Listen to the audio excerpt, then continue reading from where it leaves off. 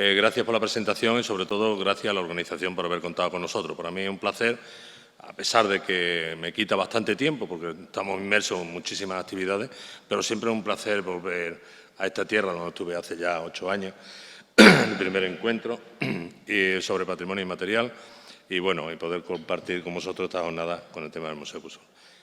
Bien, ante todo, vamos a poner un pequeño vídeo porque hay quien piensa que lo de la cal es algo del pasado. Aquí vamos a demostrar hoy de que la cal es un material muy vivo, una cal muy vivo. ¿Y hasta dónde podemos llegar? Igual os puede chocar un poco el tipo de presentación que traigo, denominada así, de la tradición a la innovación, porque se puede dar en un momento dado a entender de que es una presentación de una empresa. Pero hay que entender que un patrimonio inmaterial como es reconocido por la UNESCO en 2011 con la Cal de Morón, incluyéndolo en la lista de buenas prácticas en el saber tradicional, como bien se ha dicho aquí hoy a lo largo de la mañana, si no come el artesano, el portador, el que tiene el conocimiento sobre ese patrimonio, pues lógicamente no va a tener una mayor trayectoria. Yo creo que es la mejor manera de poder seguir manteniendo vivo ese patrimonio y que siga perdurando en el tiempo como lo ha hecho con nosotros. Por eso vamos a hacer este pequeño vídeo introductorio. Soy calero desde pequeñito. Mi abuelo era calero y también mi padre. Teníamos una ventita, llevaba mi padre la cal y la venta. A mí en esto me metió mi familia, empezando por mi padre, después mi tío, y desde pequeñito pues hemos estado aquí. Es que no he nacido al pie del horno, se puede decir, pero sí que me he criado aquí. Hubo un momento en que la cal estuvo a punto de desaparecer. Los caleros que quedan dijeron que iban a cerrar ya el horno porque no le era rentable, en fin. La realidad de esto es muy duro. Tú estás elaborando una cosa manual, porque esto no es solamente poner una piedra. Que estamos hablando de una bóveda, ¿eh? Una bóveda que puede llevar 90 o 120.000 kilos.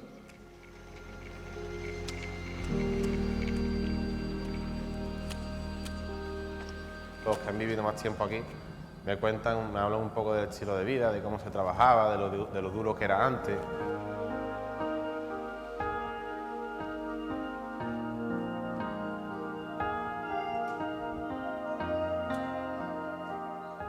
Meterle a un horno fuego era una felicidad, era una razón de que ya tenías cal.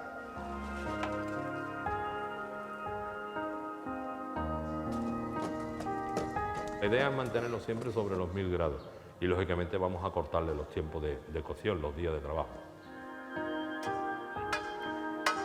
Tú estás trabajando en un horno que supera los 1000 grados, eso peligro tiene. Siempre tú tienes muchas precauciones y eso para que nunca ocurra nada.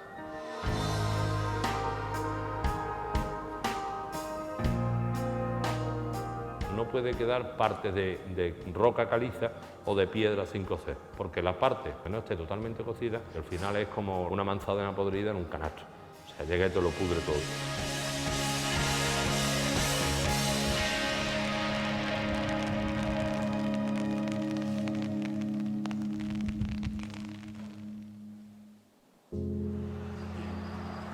Bueno, creo que era necesario poder explicar lo que es el proceso de fabricación de la cal un poco en una síntesis más rápida. Nosotros, como bueno, ya antes se estaba comentando, empezamos esta actividad en 1874, no hace 2 días, ¿vale? Empezó mi tatarabuelo y hemos seguido de forma continuada hasta nuestros días. Y lo que hemos mantenido ha sido el mismo sistema de fabricación que se ha mantenido desde entonces. Entonces, un sistema de fabricación en el cual es compatible con nuestro patrimonio. Podíamos haber, cuando digo patrimonio, nuestro patrimonio monumental, a lo que me refiero. Podíamos haber hecho una transformación, como lo lógico que se hubiese hecho a lo largo del siglo XIX, incluso en el siglo XX, haber cambiado y haber hecho lo que en la actualidad se está haciendo en toda la geografía española y en el mundo entero, excepto 2 o 3 puntos o focos que hay en la parte de Marruecos, que es cambiar un sistema de fabricación industrial, o sea, hornos continuos con un cambio de combustible, utilizando combustibles fósiles, etc. Pero, sin embargo, íbamos a ser uno más. ¿Y qué íbamos a aportar? Pues la verdad es que nada, íbamos a entrar en una guerra que a la postre lo que iba a pasar es que de los, podemos hablar, 20 y tantos caleros que había en el siglo XIX en Morón de la Frontera, nosotros éramos los últimos y íbamos a ser pues, lo mismo que hicieron los demás, desaparecer. O sea, se iba a quedar ya perdido totalmente esa seña de identidad de una localidad como Morón, cuyo valor económico fue muy importante en el siglo XIX e incluso, bueno, partiendo del siglo XV, que están los primeros datos históricos de cuando se hizo. Entonces, ¿qué es lo que hicimos? Pues saltarnos todas las normas. O sea, aquí voy a explicar un poquitín qué es lo que tenemos realmente en la actualidad en nuestro patrimonio. Como estáis viendo en este gráfico, un proceso de producción convencional, y a ello me refiero, por no llamarle contemporáneo o innovador ni nada, sino lo que tenemos en la calle, lo que cuando salimos de este edificio vemos en esa obra que está justo ahí enfrente, es que hay una materia prima para solucionar una serie de problemáticas y sostienen unos nuevos productos. Eso es lo que hace normalmente el sistema productivo de fabricación convencional, ¿no? Hay otras nuevas necesidades. Bueno, pues evolucionamos a nuevos productos existentes, creamos nuevos productos otra vez, diferentes a los que ya había, pero en la misma línea, y da una gran cantidad y variedad de productos en el mercado, que es lo que estamos haciendo con toda esta fiebre que tenemos de venta, de evolucionar, de ir innovando, generando nuevos productos, o sea, una batería bestial. Eso es lo que sería cualquier fabricante con una producción lineal, o sea, hago uno, mejoro este, me olvido de este, hago otro, avanzo, hago otro, pero es un proceso lineal, voy desechando, voy dejando ahí detrás. Porque la mayoría de ellos, por sus composiciones, llevan componentes orgánicos volátiles o llevan síntesis o llevan materiales que no son acordes ni con la edificación ni tampoco con nuestro medio ambiente. Nosotros esto lo rompimos totalmente, porque no es que tuviésemos que inventar nada, sino que el sistema nos arrastraba a llevar ese mismo sistema de fabricación o de producción. Y nosotros lo que dijimos, bueno, vamos a mirar para atrás, vamos a ver cómo hemos llegado hasta aquí, por qué llevamos más de 150 años y qué es lo que comprendimos, que tenemos un sistema circular. O sea, sostenible. Si siempre lo habíamos tenido, ¿por qué ahora teníamos que montarnos en el carro de? Nosotros sabíamos el tiempo que llevábamos ya y cuánto habíamos durado. Y lo que les había pasado a aquellos que habían cambiado ese sistema y se habían montado en los nuevos sistemas convencionales. Lo que les había pasado es que solamente estamos nosotros. O sea, mira qué sencillo, solamente estamos nosotros. Bueno, entonces nosotros confiamos en el proceso tradicional de la obtención de la cal. Ya lo veníamos haciendo porque era sostenible. Nos preocupamos de que nuestros productos fueran respetuosos con el medio ambiente. Hoy es una imposición de las administraciones a nivel mundial, pero es que nosotros ya lo estábamos haciendo. No emitimos nada a la atmósfera. Bueno, ni a la atmósfera, ni a su suelo, ni agua, ni nada. Y tenemos un producto hecho totalmente de cal, cuidando mucho la materia prima, porque nuestro proceso es muy selectivo. Para ello, seguíamos con ese tema y teníamos una serie de factores que es lo que nos condicionaba y nos llevaba a ello. Lo que hicimos fue volver a encajarlo, digamos, no volver a encajarlo, ordenar la despensa que teníamos siempre. Entonces teníamos una herencia familiar, teníamos una calidad,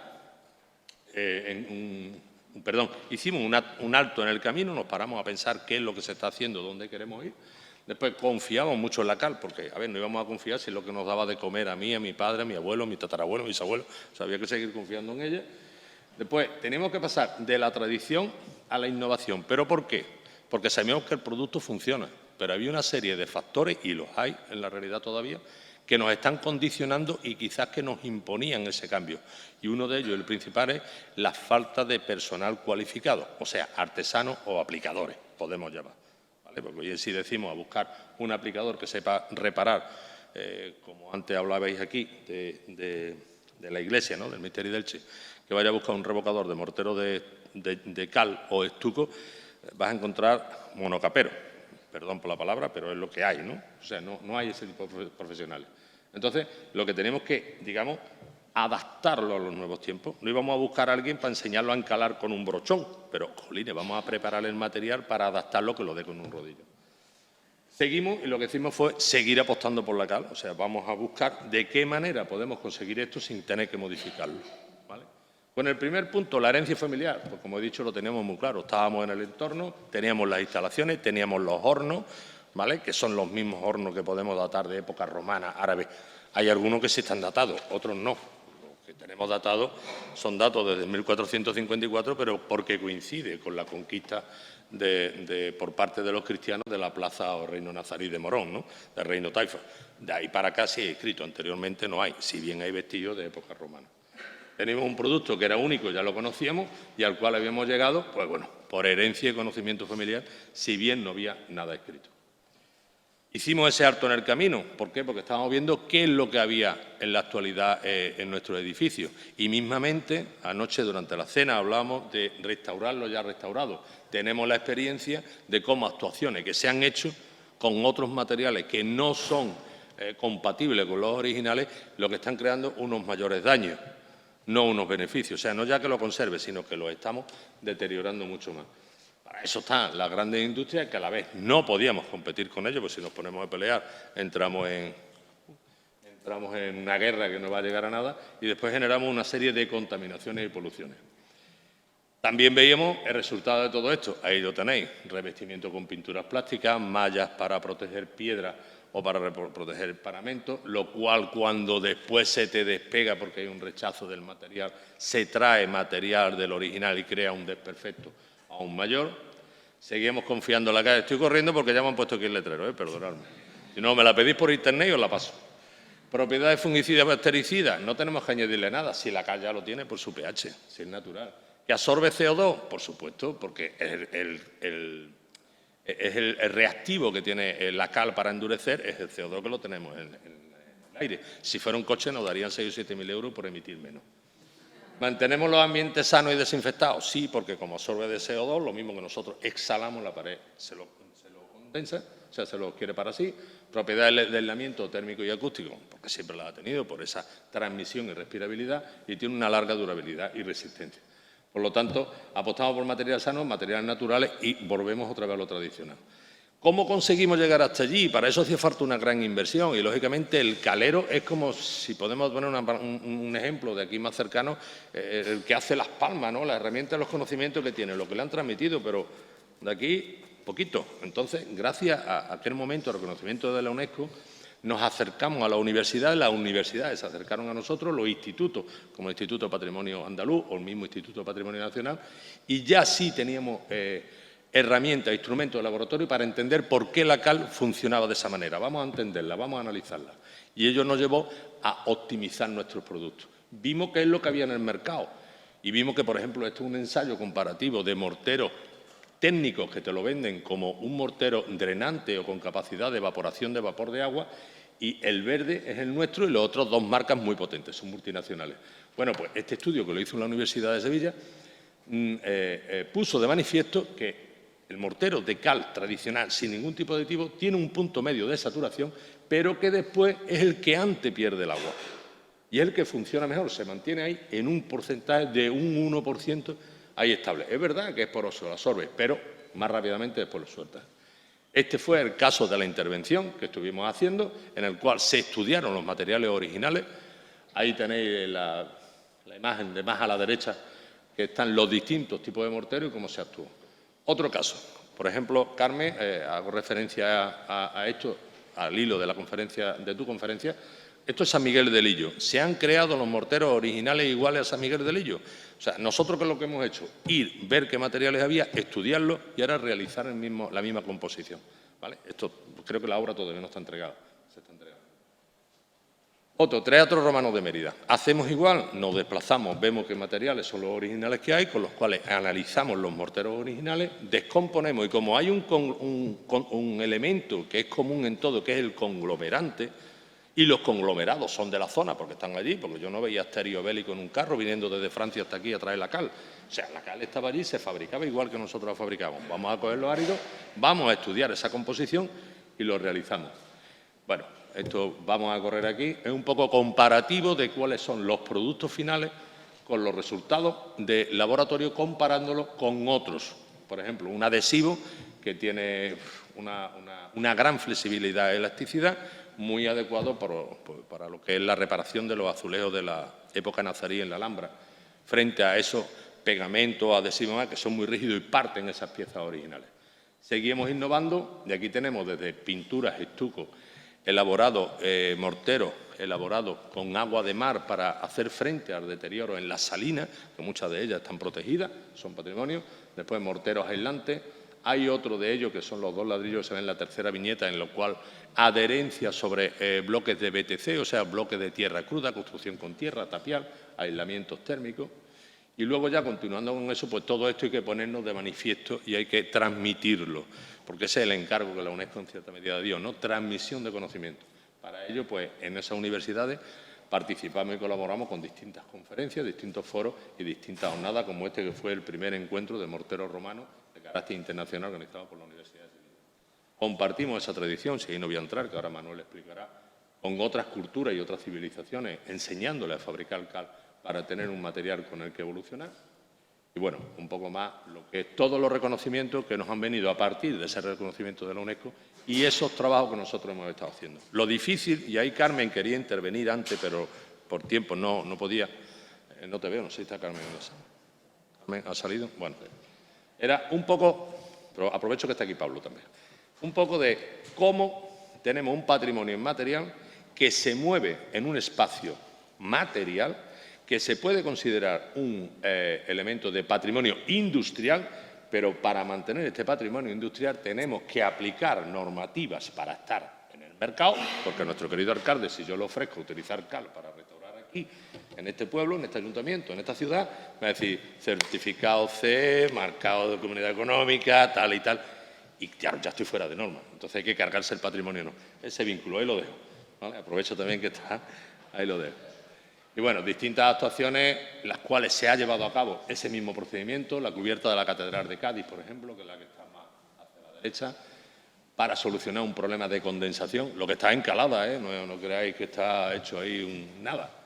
La diosa Ceres en León, limpieza, mantenimiento y reparaciones, otra casa, esa casa ahí en Toledo, una casa en particular, y lo otro de arriba del todo, que es la fábrica de artillería de Sevilla, las linternas. Se arreglaron todas y cada una de las linternas, se desmontaron y se montaron. Otra vez con el mismo material que originalmente estaba hecho. Obras nuevas, estos son colegios. Crema es un colegio que se ha inaugurado ahora en este curso escolar. El del centro es un centro de salud, está todo hecho con cal, acabado en estuco en exteriores, para que veáis que no es una cosa del otro mundo. Y lo otro es una villa en Chiclana, Cádiz. Un chalet de última generación. Bueno, aquí es lo que justifica, con esto ya termino. Partiendo de la herencia familiar que nos daba la experiencia, hacemos un alto en el camino, miramos dónde estamos y por qué hemos llegado hasta aquí y qué es lo que hay. Empezamos a estudiar, a trabajar, creando convenios y haciendo ensayos que den validez a lo que nosotros estamos diciendo. Volvemos a crear nuevos productos con esos conocimientos, ya entendiendo bien la materia prima. De ahí conseguimos, apostando por la cal, tener colaboraciones con distintas empresas y entidades que nos ayuden a avanzar más. Conseguimos esas certificaciones que nos dan aval al trabajo que estamos haciendo y a nuestros productos principalmente, y con ello llegamos a los premios de reconocimiento. Esto es un poco resumen de lo que he dicho. Somos la única empresa que mantiene un proceso de producción artesanal de la cal. Yo creo, bueno, es en toda Europa, porque aunque dicen los italianos que también tienen, todavía no los he visto, utilizamos la misma piedra caliza, un proceso muy selectivo de todo y cada uno. Y todo lo que tenemos se lo debemos a nuestros antepasados, que nos enseñaron a amar esta profesión y seguir vivos. Por eso he dicho antes lo de Carmen. ¿He cumplido?